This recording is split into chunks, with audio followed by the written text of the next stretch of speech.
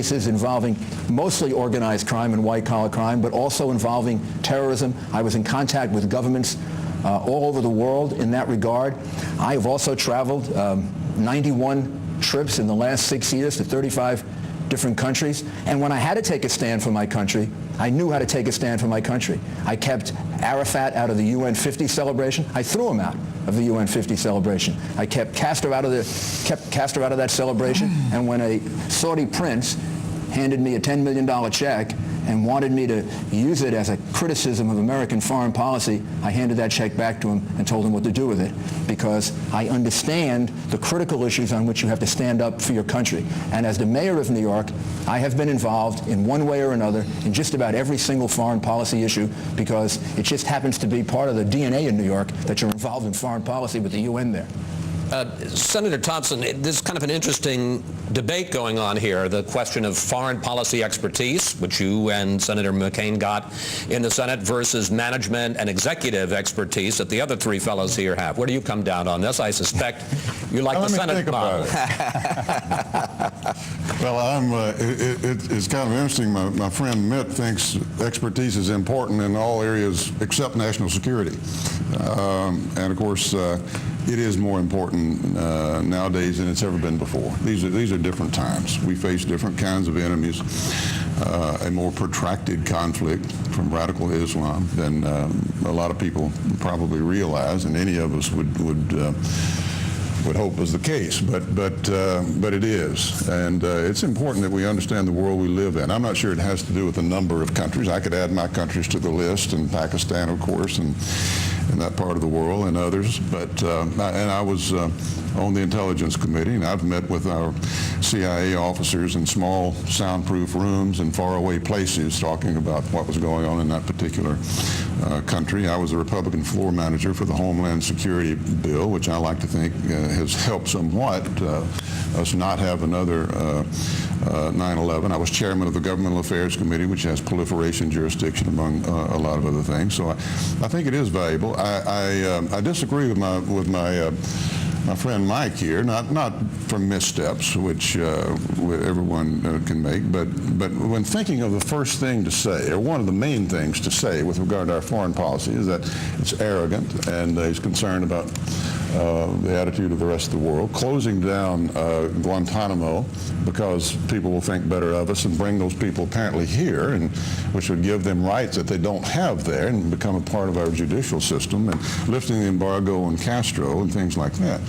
I simply disagree in terms of the view of the world and the kind of world that we live in.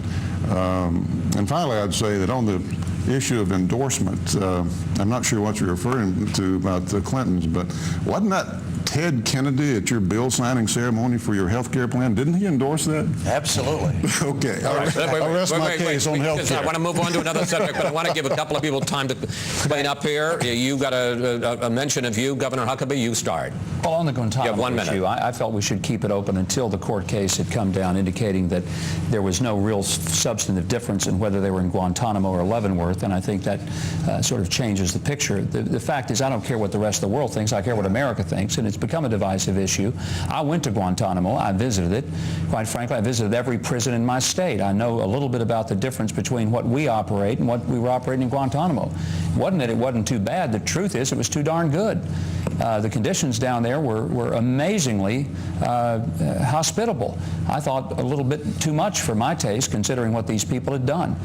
So it's a matter of believing that we ought to have policy that brings this country together, not tears it apart. I don't think where we keep these people is as important as it is that we keep them and we don't let them go.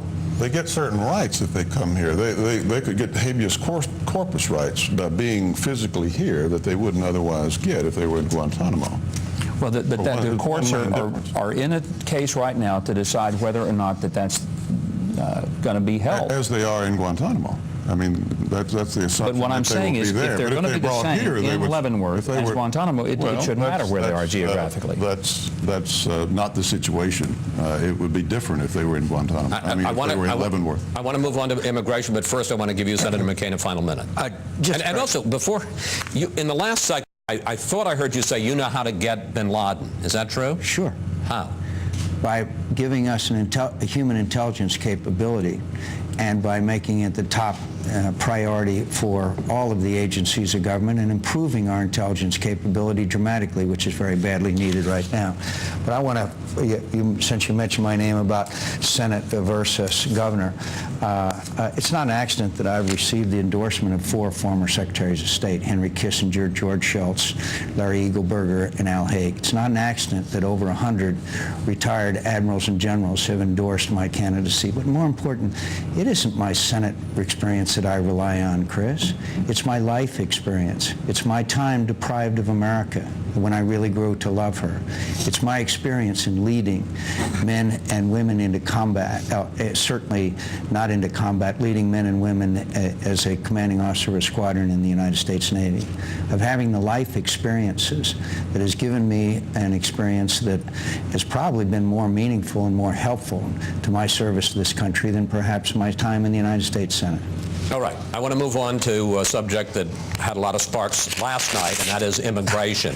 Senator McCain, I want to pick up with you because Governor Romney last night, and has for some time, attacked your immigration reform plan, McCain-Kennedy, as amnesty. And the fact is, while illegals would have to pay a fine, the vast majority would have gotten visas that would put them on the path to citizenship without ever having to leave the United States.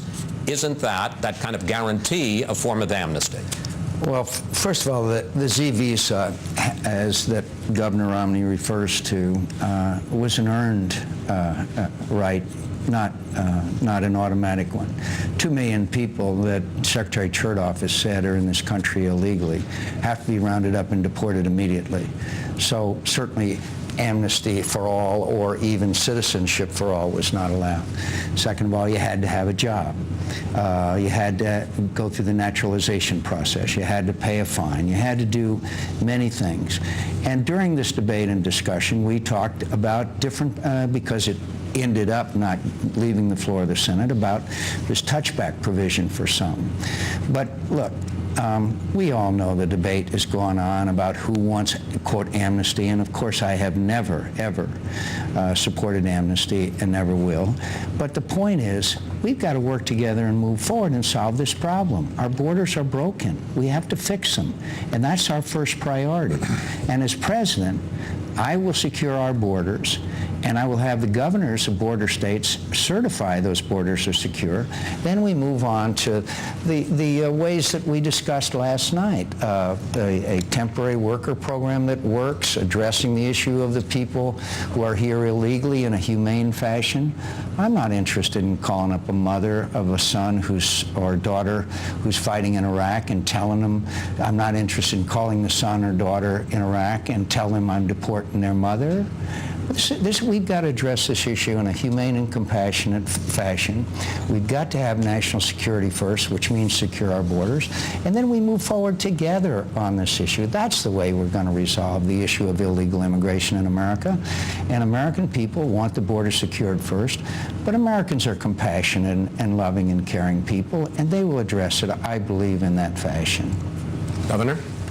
We certainly are a compassionate and humane people, and we're also a people who believe in the rule of law. And we know there are people, millions of people, who are waiting in line patiently to be able to come to this country. People who want to be reunited with family members, people who have skills that we need in this country, people who speak English, and somehow saying for the 12 million or however many million that are here, you all get to stay unless you've committed a crime. I don't know how we know that 2 million have committed crimes, but let's say that's 2 million. You all get to stay, get a job, pay $5,000, and you'll all get to stay in this country for the rest of your life. That strikes me as simply being unfair. Unfair to the millions of people who have been waiting around the world. When Senator McCain was asked about his plan back in 2003, he said amnesty would have to be part of the solution. He used the word. And I believe that amnesty in any form whether technically amnesty or just de facto amnesty or generally amnesty, it just doesn't work. The reason is it attracts more people to do the same thing that the people in the past have done. It says, let's go to America. We know we're going to get to stay forever. It's simply the wrong approach. We welcome people to get in line with everybody else, but there should be no special pathway, no special privilege to remain in this country Senator for the McCain. rest of their life.